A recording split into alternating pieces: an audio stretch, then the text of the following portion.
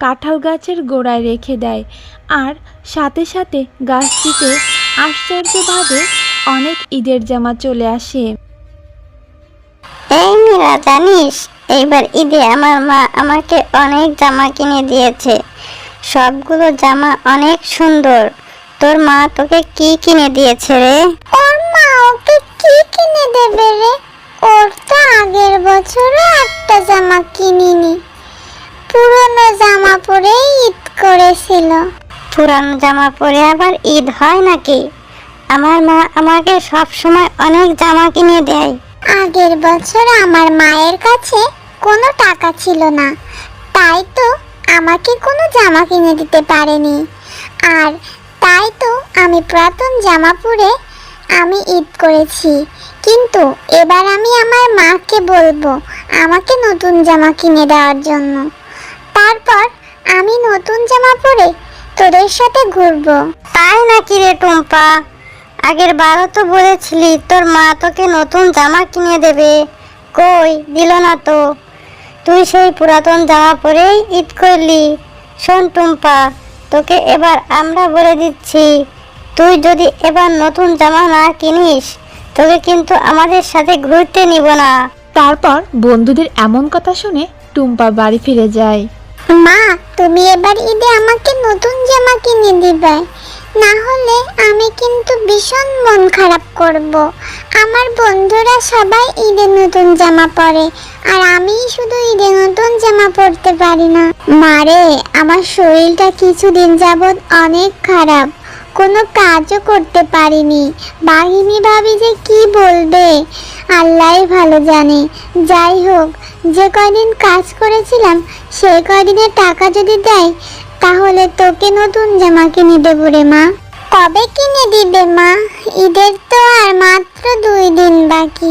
তুমি যদি এবার আমাকে নতুন জামা কিনে না দাও তাহলে আমি বাড়ি থেকে চলে যাব, আর কখনো বাড়িতে ফিরে আসবো না মা। না রে মা, তুই কষ্ট পাস না। আমি তোকে কথা দিচ্ছি, বাঘিনী ভাবির থেকে টাকা নিয়ে এসে তোকে নতুন জামা কিনে দেব। আর মন খারাপ করে থাকিস না রে মা। বাঘিনী ভাবি, আমার কাজ তো সব শেষ হয়ে গেছে। বাকি যেগুলো কাজ আছে ওগুলো এক্ষুনি করে দিচ্ছি। কিন্তু একটা কথা ছিল বাঘিনী ভাবি, আমি যে কয়দিন কাজ করেছি সেই কয়দিনের টাকা কি আমাকে দিতে পারবেন? যদি আগের কয়দিনের টাকাটা দিতেন তাহলে আমার মেয়ের জন্য একটা নতুন জামা কিনে নিয়ে যেতে পারতাম। আমার মেয়েটা যে জেদ করে বসে আছে এই ঈদে নতুন জামা পরবে। আপনি যদি টাকাটা দিতেন তাহলে আমার খুব উপকার হতো। আরে শেফা, তুই তো সব সময় কাজে ফাঁকি দিস, আবার টাকাও চাওয়ার সময় অগ্রিম টাকা চেয়ে বসিস। আজ 7 দিন পর কাজে আসলি আর এসেই টাকা চাইছিস? আর তাছাড়া আমার অনেক টাকা খরচ হয়ে গেছে, ঈদের জন্য অনেক কিছু কেনাকাটা করতে হয়েছে, আরও অনেক কেনাকাটা বাকি আছে। তুই বরং আশা ছেড়ে দে শেফা। বাঘিনী ভাবি, আপনি তো অনেক টাকারই কেনাকাটা করেছেন, আর আমি তো আপনার কাছে কিছু টাকা চেয়েছি। এই টাকাটা কি আপনি আমাকে দিতে পারবেন না বাঘিনী ভাবি? দয়া করে কিছু টাকা দিন না ভাবি। আমার মেয়েটা যে বড্ড ইচ্ছে হয়েছে ঈদে নতুন জামা পরবে। আরে শেফা, তুই এত কথা বাড়াচ্ছিস কেন? আমার টাকা আছে, আমি শপিং করেছি, প্রয়োজনে আরও করব, তাতে তোর কি? তোদের টাকা নেই, তোরা শপিং করবি না? তোদের এত শখ লাগে কোথা থেকে? গরিবের এত শখ থাকতে নেই, বুঝলি? যা অন্য কোথাও থেকে ব্যবস্থা কর। বাঘিনী ভাবি, আমি তো এমনি এমনি টাকা চাচ্ছি না, আমি আমার কাজের টাকা চাইছি। দিন না ভাবি কিছু টাকা। আরে তোকে বললাম তো আমি তোকে এখন টাকা দিতে পারবো না, এ মাস শেষে তোকে টাকা দিয়ে দেব। বাকি কাজগুলো শেষ কর, আমার কানের কাছে আর ঘ্যানর ঘ্যানর করিস না। এরপর শিফা শিয়ালিনী মন খারাপ করে বাড়ি থেকে বেরিয়ে যায়। মেয়েটাকে যে কথা দিয়ে আসলাম, কাজ থেকে ফেরার সময় নতুন জামা নিয়ে বাড়ি ফিরবো, কিন্তু বাঘিনী ভাবি কোনো টাকাই দিল না। এবার আমি আমার মেয়েটাকে কি জবাব দিব? নতুন জামা না পেলে যে মেয়েটা আমার খুব মন খারাপ করবে। মা, তুমি চলে এসেছো। আমি সেই কখন থেকে তোমার জন্য অপেক্ষা করছিলাম। তুমি না বলছো কাজ থেকে ফিরে তুমি আমাকে নতুন জামা কিনে দেবে। চলো মা, চলো না, এখন আমরা জামা কিনতে যাই।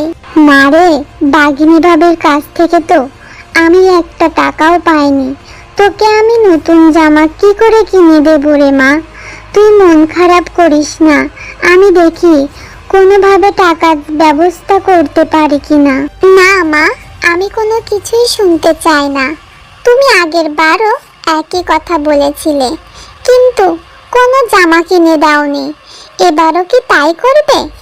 এখন আমি তোমার কোনো কথা শুনবো না। তুমি আমাকে একটুও ভালোবাসো না। তোমার কাছে কিছু চাইলে আমি কোনো কিছুই পাই না। আমার বন্ধুরা সবাই নতুন জামা কিনছে, সব ঈদে পরবে, শুধু আমি ঈদে পরতে পারবো না।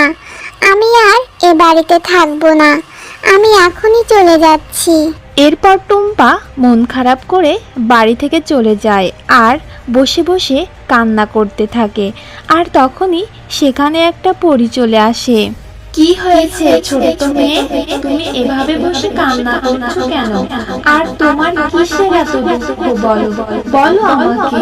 এরপর টুম্পা পরীকে সমস্ত ঘটনা বলতে থাকে আর সব কথা শুনে পরী বলে, ও এই ব্যাপার, তুমি মন খারাপ করো না। এই না একটা জাদু ফুল, এই ফুলটা নিয়ে গিয়ে তোমাদের বাড়ি আঙিনায় যে কাঁঠাল গাছটা আছে সেই গাছের গোড়ায় রেখে দেবে। তারপর দেখবে তোমার মনের ইচ্ছা পূরণ হয়ে যাবে আর তোমার সব কষ্ট দূর হয়ে যাবে। এরপর টুম্পা পরীর দেওয়া ফুলটি নিয়ে বাড়ি চলে যায় আর বাড়িতে গিয়ে টুম্পা পরীর কথা মতন ফুলটি কাঁঠাল গাছের গোড়ায় রেখে দেয় আর সাথে সাথে গাছটিতে আশ্চর্যভাবে অনেক ঈদের জামা চলে আসে। ও মা, মা, তাড়াতাড়ি এদিকে আসো, দেখো কি হয়েছে। পরীর দেওয়া ফুলটি থেকে কত সুন্দর সুন্দর ঈদের জামা চলে এসেছে। আমি এবার ঈদে নতুন জামা পরতে পারবো, তাও আবার অনেকগুলো মা। যখন যেটা মন চাইবে তখন সেটা পরতে পারবো মা। আরে, এটা তো অদ্ভুত ব্যাপার, কিভাবে কাঁঠাল গাছে ঈদের জামা চলে আসলো? এরপর টুম্পা টুম্পার মাকে পরীর দেওয়া সেই ফুলটির কথা খুলে বলতে থাকে। হ্যাঁ রে মা, তুই ঠিক বলছিস। এই পরীকে অসংখ্য ধন্যবাদ। পরীটার জন্য আজ মেয়েটার সব আশা পূরণ হলো। এরপর টুম্পা গাছ থেকে নতুন জামা পেড়ে গ্রামের অসহায় গরিব বাচ্চাদের মাঝে জামাগুলো বিলিয়ে দেয়। হ্যালো বন্ধুরা, গল্পটি ভালো লেগে থাকলে চ্যানেলটি সাবস্ক্রাইব করে দিও আর পাশে থাকা বেল আইকনে প্রেস করে আমার পাশেই থেকো। ধন্যবাদ সবাইকে।